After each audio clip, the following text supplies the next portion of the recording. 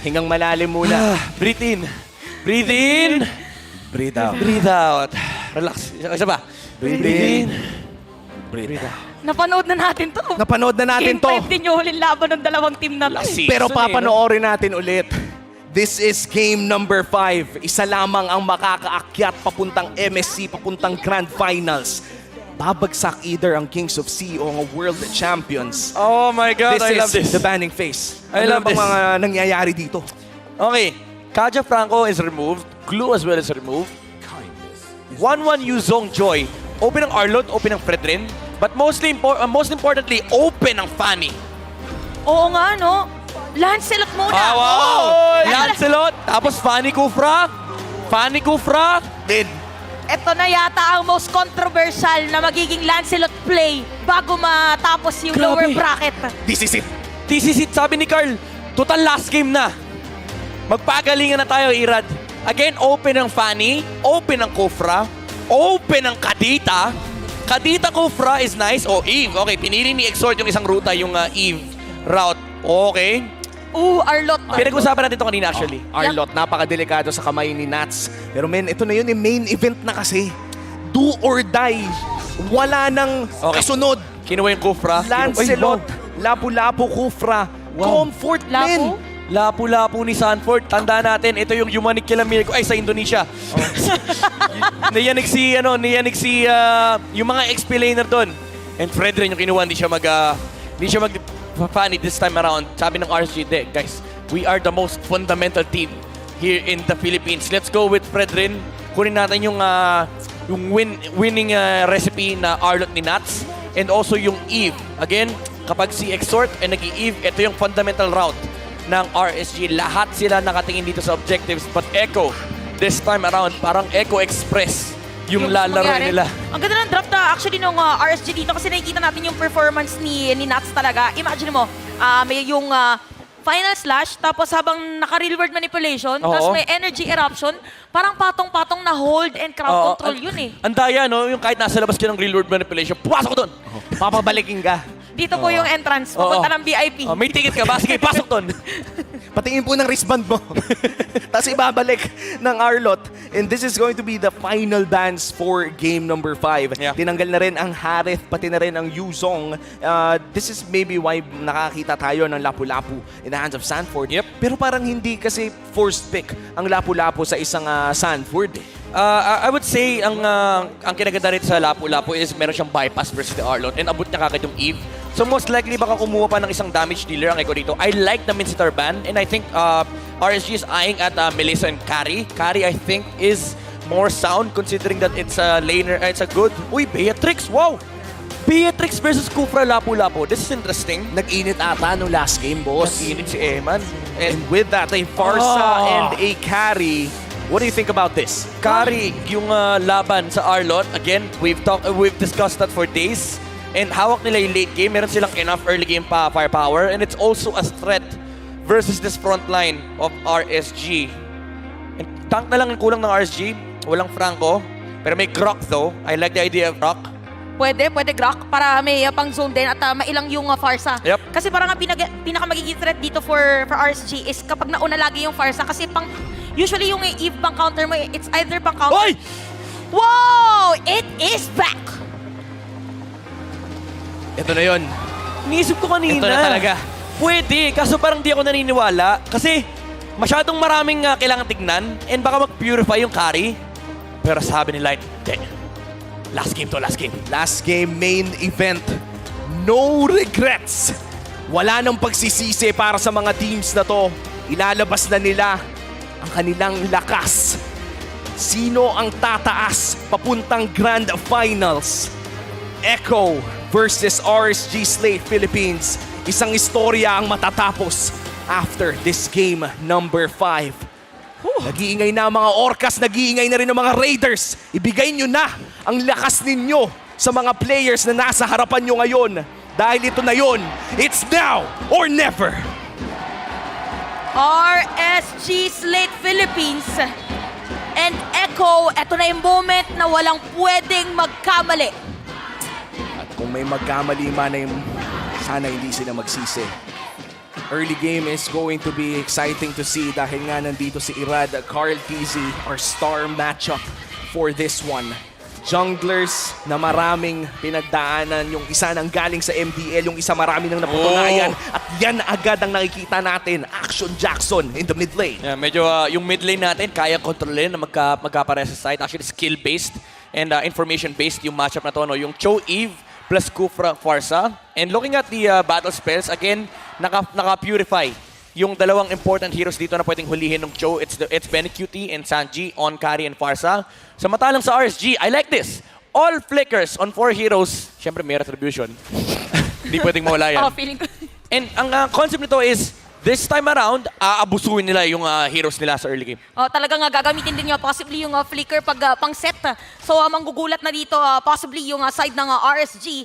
At makikita natin same pa din na talagang maingat yung mga players natin in terms of rotation at nakafocus ngayon ang RSG doon sa mga side lanes.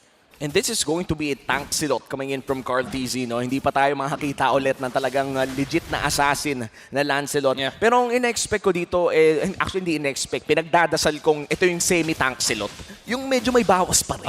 Yung parang ginagawa ni Irad. Kasi di ba nauso na yung Molten Essence, Guardian Helmet, tapos yung Thunderbelt, and then tsaka ka mag-2 damage items. Yung si Irad, Warax. di ba eh? Si Irad, Molten Essence, Warax. Diretso agad, no? Kasi sabi niya war axe daw. So tama, ready tama. na agad sa team I like it. pagka merong war axe, di ba? Parang Galing. ganun yung concept ngayon. Kasi sabi nga ng RSG, nang re-raid tayo eh. Ba't ka magiging defensive? Be aggressive. Oo, Ayan, be aggressive. aggressive. Mas sige ko aggressive. Uy, grabe ang counteran ng bitawan din ng mga Grabe, skills. Sabi nila, birada. Pero si Sanford dito, meron bitaw din ng mga skill. Pero sino makakakuha ng turtles? Karami Sanji. Tapos makukuha Carl! din si Carl. Cheesy, palitan lang ng mga skills. Nagkasagutan Oh, wow! Way of the Dragon against Yawi. And Yawi stance sa kamay, Irat. Grabe naman yun, yayakapin ka lang, sinipa mo pabalik. Grabe, hindi ka friendly.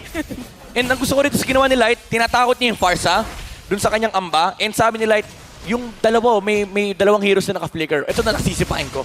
Si Yawi nilang isisipain ko. Pero ang ganda ng communication ng Echo, sabay-sabay yung pagbato ng spell sa Turtle, even yung Feathered Earth Strike ni Sanji. So they were able to close out on that objective. Now, looking at the items, I like the itemization ni Irad. Again, pinoint out ko to nung game number 1, yung Dreadnought Armor. Kasi kapag tinignan mo yung heroes ng Echo, halos lahat ng physical damage nila sa early game, ignoring yung carry, skill-based. Si Lancelot, si Lapu-Lapu. So medyo nagme-make sense yung Dreadnought Armor first item. And this Dreadnought armor talaga, I feel like yung deter na passive nito, as you said, nakakatulong din not only to himself but also for teammates. Dahil, correct me if I'm wrong, binabawasan niya mismo yung damage ng kalaban. It's a debuff. Debuff siya. Hindi siya on-receive eh. So, yung dealer talaga. So patong-patong dito yung pwedeng maging effect para sa side ng Echo. Kaya din pinipilit nila pagdating doon sa mga team fight. At talagang grabing gold swing. Kanina RSG 100, ngayon 200 Echo. Palitan lang para dito sa game. Sobrang close fight. Kaya nga, mararamdaman mo talaga yung tension between these teams na mas careful to kaysa sa games 1 to 4. And talagang kalkulado yung mga ginagawa nila dito. And hopefully, we do get that one big team fight or siguro sagutan para lang enjoy. Alam mo yun? I would say yung pressure, if that's the case, no, if lesser mistakes, yung pressure definitely nasa RSG. Kasi you need to make moves. But then again, you're against a carry. So nakakatakot din talaga magkamali. So parang may nagle-limit doon sa strength ng lineup ng RSG. But di natin alam kasi nag-accelerate sila ng game 4. May umapak ng gas for RSG. Speaking of umabak ang gas, meron sipa dito against Sanford. Ginamit ang Feather Esek pero walang tatamaan doon. Sakto mga jabomba dito kay Emma na meron bahay pa rin si Sanford. Merong reward manipulation. Turtle by the way, makukuha ng Echo. Nats. Tapos si Nats ang kanilang target pero Yawi una makukuha. Nats ay buhay pa rin. Palitan na naman para dito sa dalawang kupunan. Dead even na ang ating laro dahil nakakuha ng 2 kills ang side ng RSG pero Turtle muli ay napunta sa Echo. Looking back in this entire series, grabe talaga yung Turtle control rate ng Echo in all 5 games. Yeah, but the difference from game number 4 is this time around RSG, nakakakawa sila ng threat, nakakakuha sila ng something. It's not just the Echo taking the objectives, but it's also RSG amplifying yung momentum na nakukuha ni Eman. Eman is currently sitting with 2 kills, 1 kill and 1 assist. Ito yung factor na hindi nila nakuha nung game number 4. And remember, meron pa silang paparating na power spike.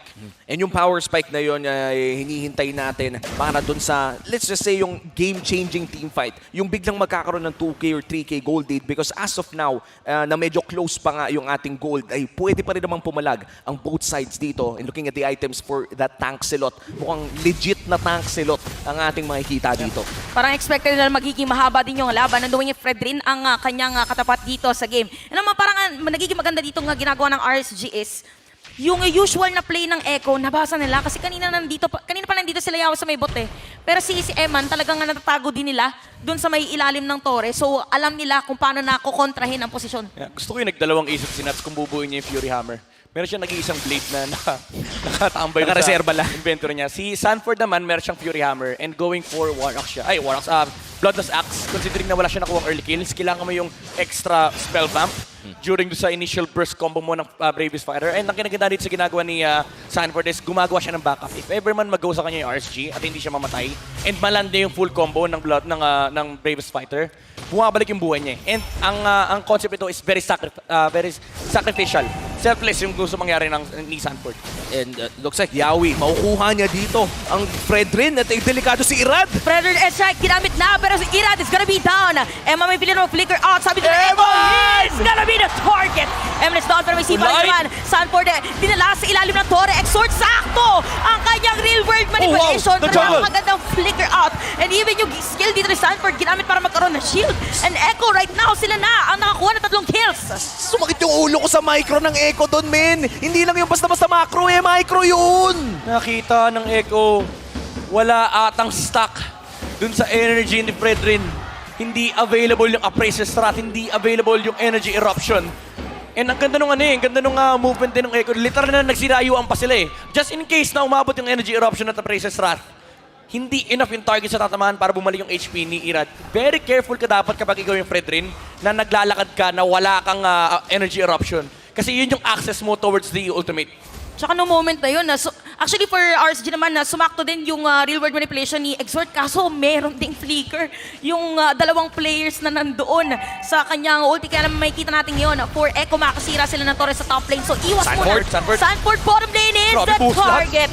Lahat na mga pwedeng ipagbabato. Pero parang hindi pa uuwi ni Carl TC.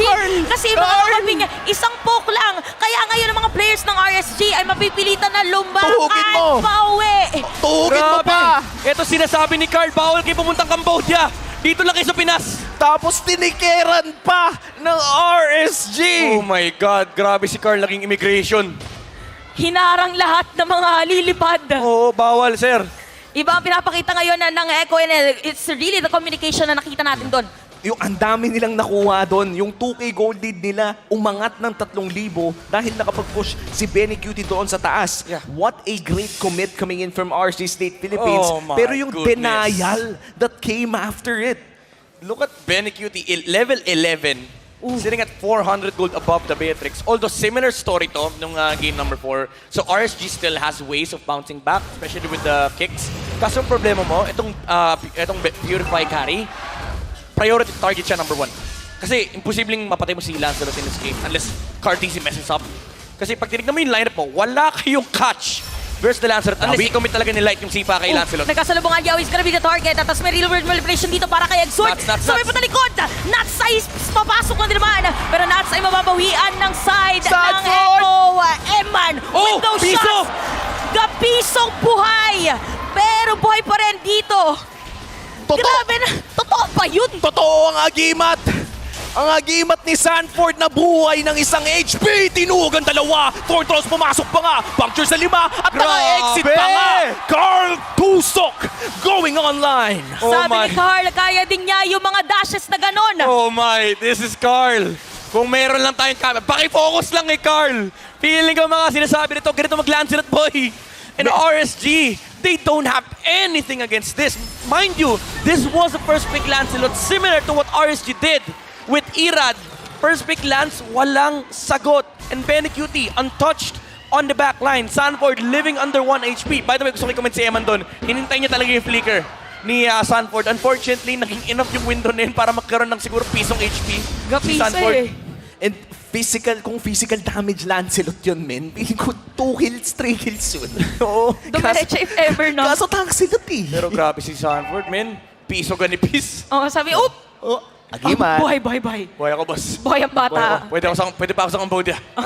Pero ngayon makikita natin, madedepensa naman doon ng RSG. Itong Lord na mag-march in from Echo na dadaan sa may top Ninakaw lane. na lahat.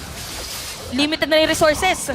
And this is so bad for RSG Slate. 6K gold lead. Pero kanina naman, nabaliktad pa niya yung ganitong klaseng gold lead. May 5K, 4K. Pero ngayon, ano bang kailangan gawin ng RSG? Well, honestly, kailangan talaga nila mahuli si Benefit kasi the way that RSG is the way that RSG wants to fight into this is by initiation. Kasi yung problema mga naka-purify. And if isustain mo yung Echo, you can do that against the Farsa kasi kakatapos lang ma-build yung first sets of Athena Shields. Pero wala pa kayong inherent answer versus the carry. And usually hindi naman talaga nasasagot ng item ang carry, pero at least yung dagdag yung dagdag depensa lang. Ang problema mo kasi dito may hawak ng damage item si Benecutie, lalo pat yung damage basis niya is based sa HP nyo pa. So yung DHS. So yung main tank nila na si Irad ay may malaking chance din na matunaw sa Mabilis mukha lang ng lahat ng bagyong shred. Benny. And now magdedepensa sila dito sa mid lane.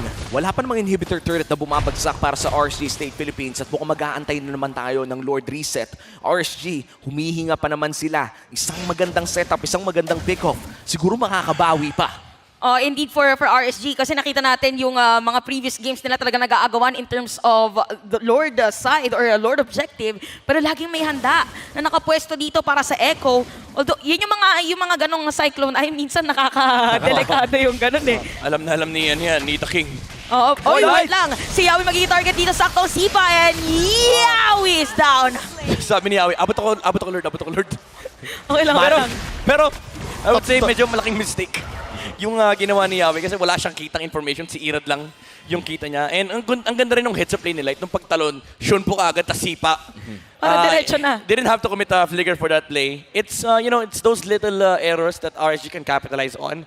But still, andun pa rin yung inherent problem nila na wala silang answer against Benecutie. Although meron ng Wind of Nature si Eman, pwede na silang mag-1v1 ng carry. Alam mo problema ni Eman, wala siyang magic defense versus the Farsa. Pag binagsakan siya ni Sanji na Feathered Airstrike, mararamdaman niya talaga. Noon talaga sa sarap ang magiging Feathered Airstrike. And Echo right now will be starting this Luminous Lord 13 minutes in with a 6K gold lead. Maganda ang pwesto ng mga ibang orcas dito at si Carl lamang ang nakikita ng RSG State Philippines. Sanford nagpakita na rin pero si Yawi ay nagtatago. Here comes the concealed play. Exhort, medyo nahanapan siya. Yawi. Stretching Yawi doon sa likod! Dalawa! Sakto ang huli niya pero Curtis makakuha dito ng Lord. Tapos meron pang bala para kay Eman. Benecutie. Ito yung sinasabi natin. Ginamit na ang mga Wind of Nature by Sipa para kay Eman. Meron din Purify. Pero ang sagot dito ng Echo. Tatlong players ang patay from RSG. Light and Exhort. Mapipilitan na umuwi. Pero yung Lord ng side ng Echo magmamarch sa may middle lane. Kaya nila i-push to. Kaya depensahan ng dalawa. And the ball. Extort and Light. And the ball na ba? And the ball. Grand finals na ba para sa Echo? RSG, anong gagawin nyo? Exhort wala buhay doon. Napapasok si Yawi. Light ay makakapag-shoot po out pero tower lang para din sa side ng Echo. And Orcas magingay dahil sila ay pupunta sa Grand Finals!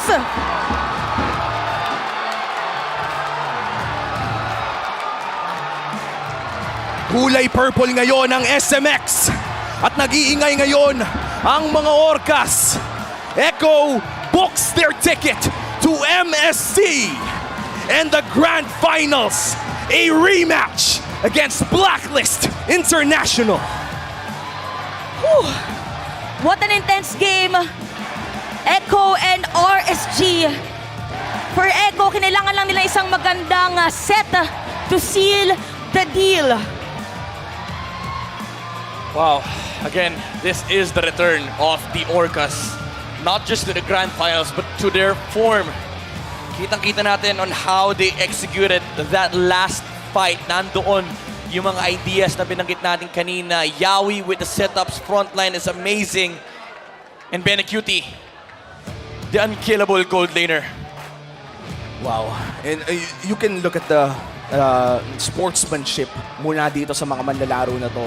And correct, even if medyo nagkakainitan sa social media, competitive banter lang kasi yun eh. Itong mga teams na to ay talagang may respeto sa isa't isa. At ngayon, RSG State Philippines, palakpakan natin ang RSG para sa maganda nilang season. This is RSG State Philippines. Makakausap lamang natin sila mamaya. And what a series. Oras na ba para marinig sila? Mara, ikaw na ata to.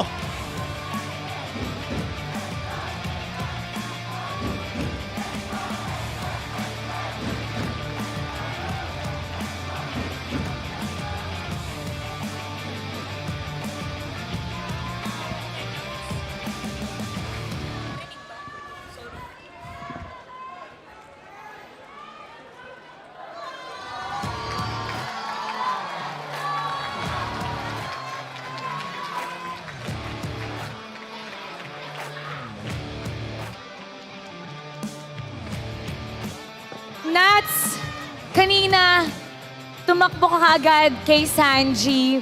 Ano yung pinag-usapan nyo kanina, may sinabi ka sa kanya? And tell us your relationship with Sanji. Nag-nice game lang po. Nag-nice game lang po kasi tinalo ulit kami. Congrats po. Kasi siya po yung pinaka-close ko pag sa Ego po. Nice game po. Nice game, Ego. Galing sa MSC. Great sportsmanship. Coach, it's been a great run. I know this was a heartbreaking loss, but you know you have so many Raiders supporting you, continuously cheering for you. What do you have to say to everybody? And tell us about the entire journey and how happy you are with it. Totoo lang, hindi ko expect na abot kami sa top 3. Kasi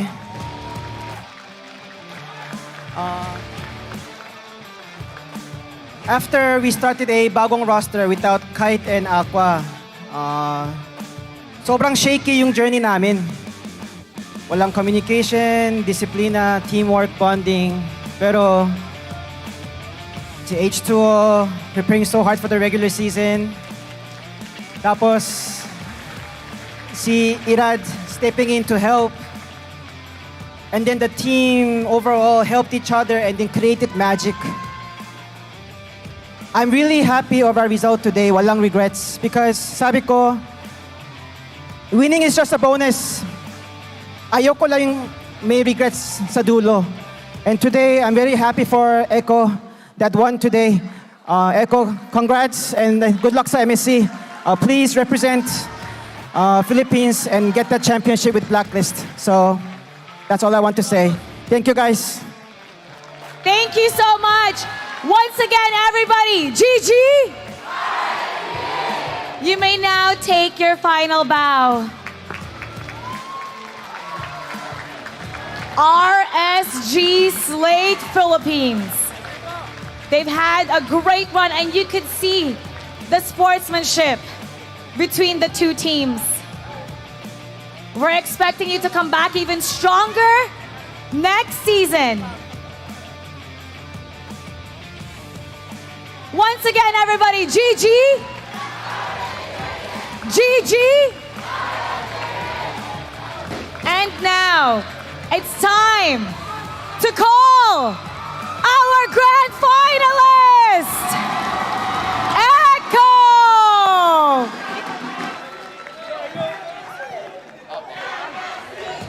And you hear them? Everyone's cheering for you, Yawi.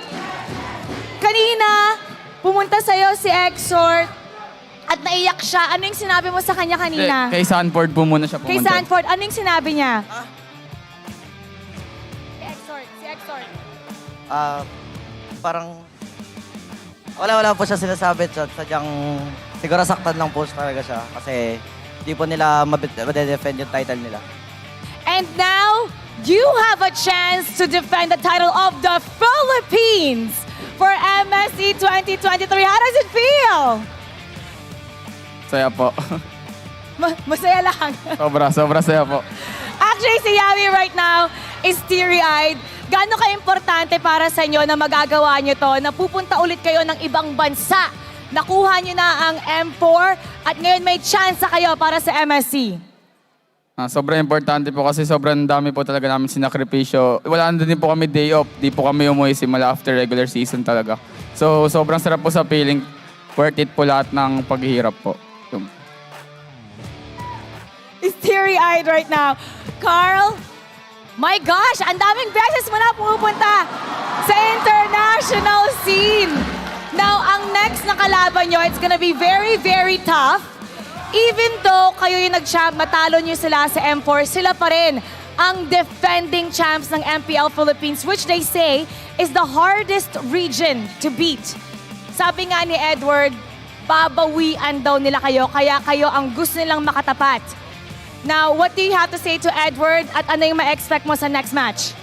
Edward, try mo lang kami bawian, ready lang kami. Tapos, pakitaan natin ng magandang laban, fans. And we're all looking forward to that. Once again, Echo Loud! Congratulations, Echo! You may now take your bow and take your walk of victory. We are so excited for our grand finalists. Now Echo will get to represent the country to see the world in Cambodia for MSC 2023. We're gonna be talking more about that match. So balikan na natin ang ating casters. Pasok! Maraming salamat, Mara Aquino. Nagbabalik tayo dito sa casting desk. Our finals matchup is a rematch of our Season 10 Grand Finals. Anong thoughts nyo dito? Intense na naman. For sure, magiging mas extended, long team fights, extended team fights. Kung pwedeng 7 minutes, 8 minutes na Lord Dance, why not? Yeah. Ako happy ako na sad kasi a team dropped off. Yep. But of course, props to Coach Panday and the gang, and of course kay H2O. This is their highest placement in their career. But of course, it's sad to see them go. Pero yun nga, happy tayo kasi ang lalakas ng mga representatives natin. Sobrang lakas talaga ng mga, actually top 4, top 6, actually buong playoff. Kahit sino padala mo eh. Kahit sino ipadala mo, napakalakas talaga. Kahit tayo padala doon, feeling ko, joke lang. Wag na. medyo ano na yun. Parang mahirap yun. parang nahihirapan ako bigla, parang kailangan tuloy mag-practice. Pero men, this has been such an amazing series to cast all 5 games. Talagang pinaglaban ng Kings of Sea. Sila pa rin naman, in our world champions, ang slot papunta sa Grand Finals. What a series to watch. In ating Grand Finals ngayon, Blacklist International, defending MPL Philippines champion, gustong-gusto nang bumawi ng Echo sa kanila. Pero ang tanong, makakabawi nga ba? Kami ang inyong naging casters para sa hapon na to. Punta muna tayo sa ating analyst na si Renmar. Game 5, kamusta na?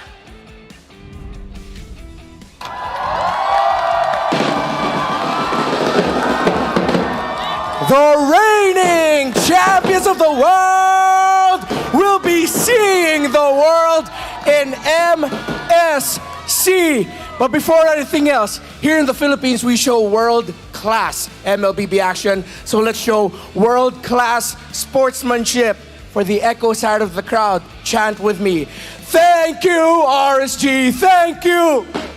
Thank you, RSG. Thank you. Thank you, RSG. Thank you. GG! World class from the crowd. Thank you, Orcas, and thank you, MPL fans. But now we have to talk about what happened there. It seemed like a little bit of a trip to the past, a reminder of why the Lancelot is such a crucial and iconic pick for Carl TZ. But in a game where we saw the Lancelot getting first pick, in a game where everyone cheered Carl Tusok, the GOAT, has his pick, at the end of the day, it was still teamwork, communication, execution as 5. Well, if you want to be specific, as 1, as 3, as 4, and then as 5, based on how the roamers would start things out. That's how Echo trumped RSG here. There is a tendency for teams that face off in Game 5, they will probably draft lineups that are strong with objective taking. That's why we saw here, this ended up becoming a war between the Farsa and the Eve. At the end of the day, pagalingan na lang ng objective taking, showing how well you fight for turtles, how well you fight for lords. Both lineups had that in spades. That's why they also even drafted the Cho. Even up against a Kufra, RSG said, Light, we need you in a comfort, we need you in a Cho. Something that could potentially disrupt this Lancelot, but there was nothing disrupting Carl Tizzy, nothing disrupting the flow of Echo. RSG, they were getting trades. That's how they were able to control this game, somewhat delaying the inevitable by winning trades. Nakakuha sila ng mga kills sa mga panahon na si Echo, nakukuha naman nila yung mga turtles. But everything just boiled over in the first Lord. And that's when we saw the World Championship form Echo and how they team fight. The layering of crowd control abilities and the timing. Yawi's Tyrant's Revenges on the Kufra combined with Sanji's Feathered Airstrikes. Doon nahirapan ang mga miyembro ng RSG and Echo didn't wait. Echo didn't allow RSG to find the perfect time to position para makalaban sila na maayos sa mga Lords at sa mga Turtles. And Echo, knowing that they had the lead, that Benny Cutie was relatively farmed up well, yes, they were still respecting Emon's pick. Exort had great real-world manipulations, but it seemed like time and time again, it was Echo setting the tempo, rotating a little bit faster, getting to the crucial areas first. But this is how RSU played the game really well, knowing na meron silang Cho, na minsan kung hindi sila yung una makakapunta sa mga objectives sa kailangan na pwestuhan na lugar, well, at least makaka-counter sila. And they tried to counter. But we are reminded yet again why this is such a signature pick of Carl Tusok, the young GOAT himself, 1-1-6 on this Lancelot, pulling off some crazy highlights. Hinahabol siya ng mga miyembro ng RSG, maximizing the dashes to get away, being able to win the objective retribution battles. The first turtle going to the side of Echo. Both junglers got the retributions off in time, but then ito yung mga tendency na nakita natin throughout the season where you will either be the mid laner or the XP laner that somehow sila yung makukuha ng last hit sa turtle and being able to secure it. But as a team fight, as the game went on, with Echo understanding the tempo that RSG wants to play, considering that they both won a set, they said, okay, pagdating sa mga objectives, pag nakita na natin si Irat, i-go na natin si Irat, and that's what Yawi and Sanji were doing so well. Sanford chasing after this, and watch out, Yawi, he's gonna enter. No, we don't get to say it, but Yawi got a really good Tyrant's Revenge entry in there. Meron din isang play kung saan ang Echo, they were pushing top lane as 2-3, Carl Tizzy went to the bottom lane kung saan nag-gank ang isang miyembro ng Echo doon by 5 members of RSG at hindi pinigilan naman ni Carl Tizzy ang pag-recall ng mga miyembro ng RSG. Because of the second turret in the top lane going down way earlier than expected, that was extra hassle for RSG, extra work for RSG to deal with para ma-manage nila yung minion waves at para makakontrol sila sa mapa. Then, because Echo had the lead, Echo were in the zone, yeah, just world-class execution, key targeting. Knowing that once you get the combos off, knowing that we have the lead, as long as meron silang mabawasan na isa kagad, take one out of the fight, most likely Echo will be the one to win it all. And now, we find ourselves in this moment. In the 11th season of the MPL Philippines, we have yet another grand finals. And it's a replay, a rematch